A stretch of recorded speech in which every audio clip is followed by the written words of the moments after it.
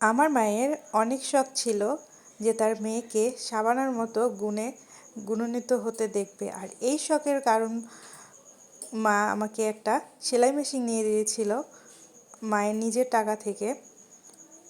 আর মা তো ভুলেই গেছিল যে তার মেয়ের সাবানার মতো কোনো গুণ নাই, তার মেয়ে হলো বেগুন, তার উপর আবার অ্যালার্জি বেগুনে। আর মেশিন কেনার পরে আমি তো মোদ্দা কথা যেটা, মেশিনে বসারই সময় পাই নাই। তারপরে মেচে চলে আসতে হয়েছে, পরীক্ষা ছিল। তো বাসায় যেয়ে যখন একটু মেশিনে বসেই মেশিন নষ্ট হয়ে যায়, আর এটা ঠিক করতে আমাকে আবার বাজারে যেতে হয়। আর আমার জামা সেলাই করার দ্বিগুণ টাকা দিয়ে আসতে হয় মেশিন ঠিক করারকে। আমার কাছে এটা পুরাই লস প্রজেক্ট। তো এইটা বাদ দিয়ে আমি মাকে বললাম যে আমি মেশিন চালাইতে পারবো না, এটা বিক্রি করে দাও, আমার কোনো ইচ্ছা নাই মেশিনে বসে সাবানা হওয়ার। তো আমার ভাপা পিঠা খেতে মন চাচ্ছে, যদি বানিয়ে দিবা তো বানিয়ে দাও। তো মা হচ্ছে চাল ভিজিয়ে রেখেছিল, আর আমার বড় আম্মুদের নতুন একটা জাতা কিনে এনেছিল যেটাতে আটা কুটা হয়। তো সেখানেই আমি জাতা মাকে আটা কুটে দিচ্ছিলাম। তারপরে মা যেহেতু কখনোই ভাপা পিঠা বানায় নাই, আমার মা ভিজানো পিঠা ছাড়া আর ওই যে চিতই পিঠা এগুলো পিঠা ছাড়া, ঝালের পিঠা ছাড়া কখনো এগুলো ভাপা পিঠা পুলি পিঠা এগুলো বানায় না। আর আমিও আগে কখনো ট্রাই করি নাই, মানে যেখানে মা বানায় নাই সেখানে আমি কি করে বানাবো। তো মা বলল যে আমি পারবো না, তুই বানা।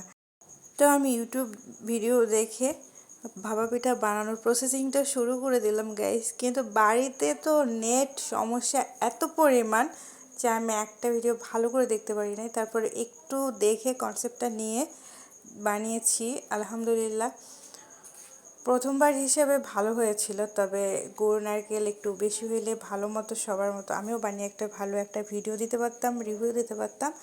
সমস্যা নাই, আমি যখন ঈদের ছুটিতে বাসায় যাব মাকে বলেছি আবার আমি বানাবো এটা, আমাকে আটা মেক করে দিতে।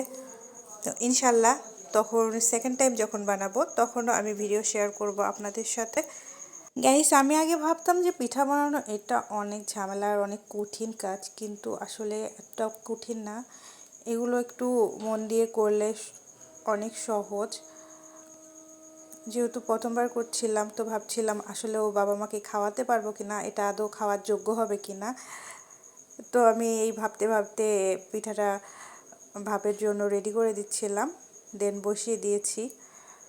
আর এটা রাতের বেলা বানাচ্ছিলাম। আর আমার ছেলে তো খুব খুশি যে ওর আম্মুর বানানো ভাপা পিঠা খাবে, ও লাফাচ্ছিল, কিন্তু আমি ভিডিও করি নাই, ওর লাফালাফি দেখছিলাম শুধু। দেন আমার পিঠাটা হয়ে গেছে, এই যে দেখেন পিঠাটা। আর আমার পিঠাটা কেমন হয়েছে অবশ্যই জানাবেন। সবাই ভালো থাকবেন, আল্লাহ হাফেজ।